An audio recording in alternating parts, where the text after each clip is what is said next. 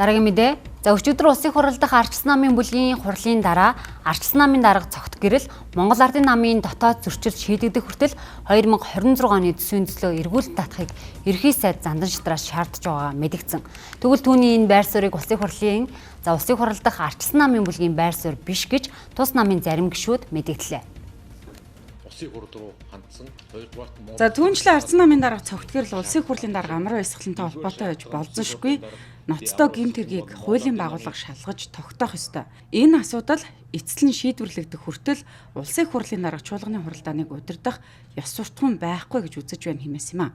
За түүний энэ байр суурь улс төрийн хүрээнд олон талаар шүүмжлэл дагуулж эхэлсэн. За тэгвэл ардсан намын гишүүд цогт гэрэл даргын шаардлага мэдэгдэл нь улсын хурал дахь ардсан намын бүлгийн байр суурь биш гэдгийг тодтогч байна. Улс төрийн зөвлөлөөс шаардлага бүлгэр өгсөн бүлгээс албан ёсоор огт шийдвэр гараагүй. Тэгэхээр энэ улс төрийн зөвлөлийн мэдээллийг манай намын дарга уншсан байна лээ. Тэгэхээр бүлгийг төлөөж бол хийсэн мэдээлэл огт биш. Нэгдүгээр хүмүүс яг тэр нөгөө дээч шүүх энэ төр гэж ярьж байгаа шиг байна.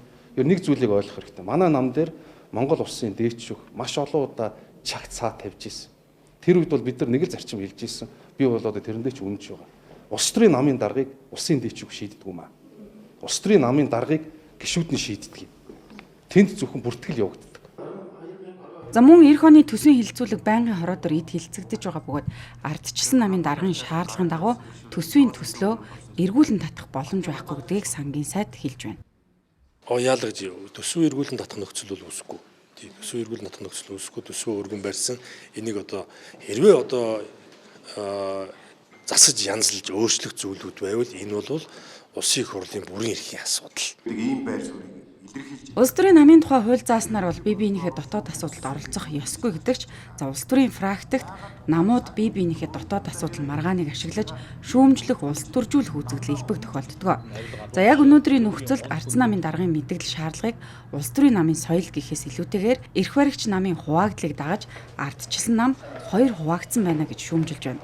За тодорхойлбол X-дар ган төмрийн фракц улсын хурлын дарга амар баясгалан дэмжиж байгаа бол цогт гэрэл дарга ерөнхий сайд зандан шатрын талыг дагаж байна хэмээн улс төрийн хүрээнд ярьж эхэлжээ.